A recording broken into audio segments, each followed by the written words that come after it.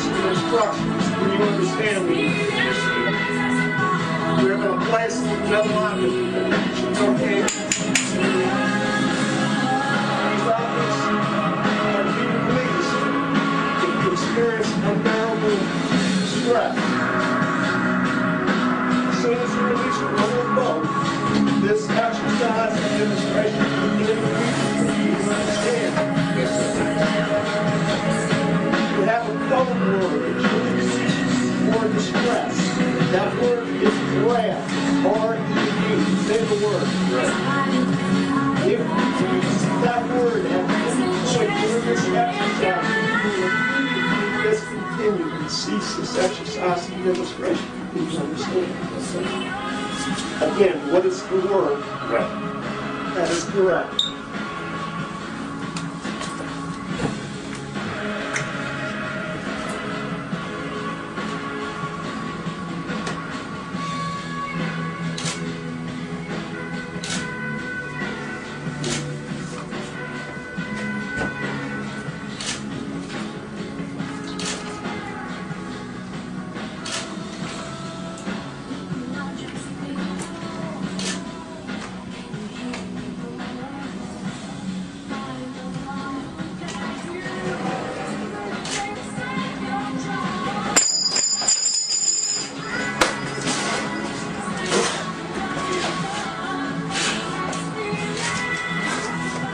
Right? Are you breathing? Relax. Bring the other side. Turn to your left. Bring it up on your side. Turn your right.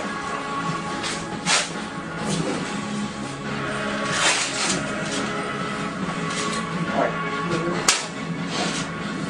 Let's meditate your pulse. Right. Thanks for that. If you hold your breath, it has the effect of tightening the grip of this stuff on over your face and mouth and nostrils. So it's a smothering feeling as well as a drowning feeling. They told me that when I activated the dead man's handle, which is a simple process, you simply release something, you let it go. I didn't do that. I practically, even though my hands were bound, I sort of, as near as you could, I threw the thing out of my hand. I mean, I really wanted it to stop. And I could swear I shouted the code word, but I hadn't remembered to do anything like that. Everything completely goes on you when you're breathing water. You can't think about anything else. It would be bad enough if you did have something. Suppose they wanted to know where a relative of yours was, or a lover, say. You feel, well, I'm going to betray them now, because this has to come to an end. I can't take this anymore. But what if you didn't have anything? What if they'd got the wrong guy? Then you'd be in danger of losing your mind very quickly, I think.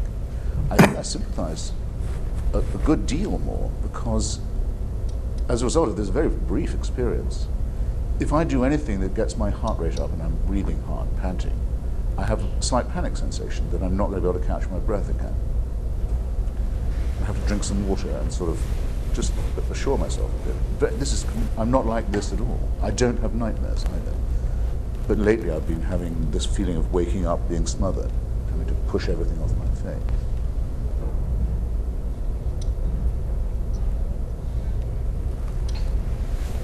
That's really nice. He got to drop metal. You know, look how many seconds it took. So we just saw a demonstration of waterboarding on that last video, and obviously we tell everybody do not try that at home or anywhere else.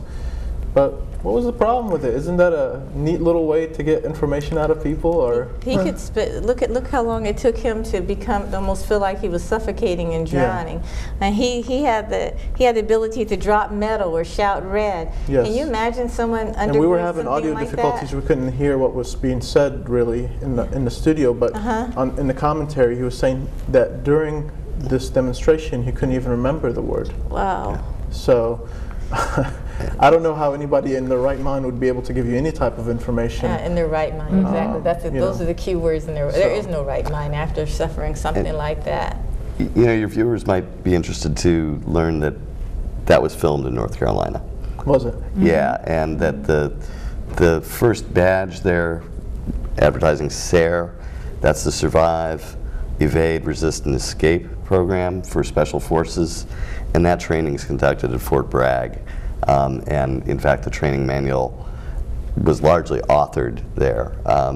And we've had people write our organization saying, hey, I went through the SARE program, I was tortured, no big deal. But as Khalila points out, you know, it's a whole different thing if you can drop the medal and get out of it.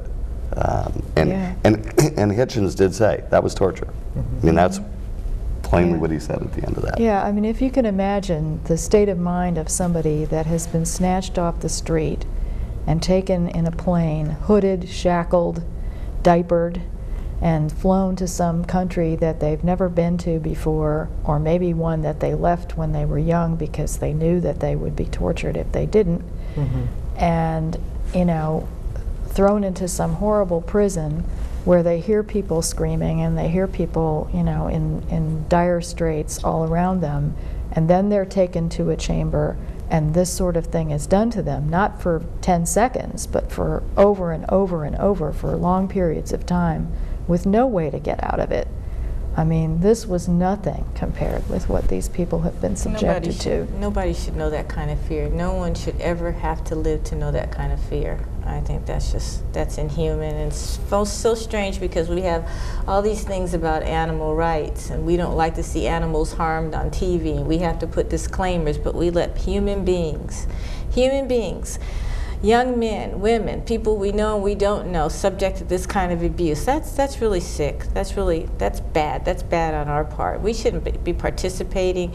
A government of laws and rules and of humanity, we shouldn't be doing these kinds of acts, and Americans shouldn't be standing for it. They should be standing up together against it. That's right. Are there active cases or suspected cases of rendition currently? Yes. And what, if anything, can be done or is being done to discover what is going on or get to the bottom of what's going on? Is there anything that, hey, I wake up one day and my brother or my sister or my cousin or my father or my husband is gone? Who do I go to? What do I do? Kind of depends on the situation you're in. You have to realize some of the mothers and wives, they're not going to report it. Maybe for months because of their situation. Maybe they're hiding for some reason. Maybe they're seeking political asylum, political help. Maybe they're running from something. So they might not report it. So I mean, a person could be taken and we might not hear or ever know about it. We might not hear about it for months, or maybe we don't know about it. Sometimes women, they just go back to their country and they never repeat the story out of fear that their children would be taken. That's when you open that Pandora's box, that's what's going to happen. You're going to have people keeping secrets because they fear for their own lives. We know that the U.S. position is legally the U.S. does not torture legally. But in third world countries, in other countries, you know, that really is not a concern. So how legal or illegal is rendition? I mean, it's happening on other soil. It's happening in other countries. Well, we had Ghrib. But our CIA agents are doing it. Right. You know, they're funded for it. And our tax dollars are paying for it. So we can't get off the hook just because the actual snatching or even the actual incarceration is happening in other countries. So, but the actual illegal activity is happening in other countries. Does anybody have any legal recourse is what I'm asking.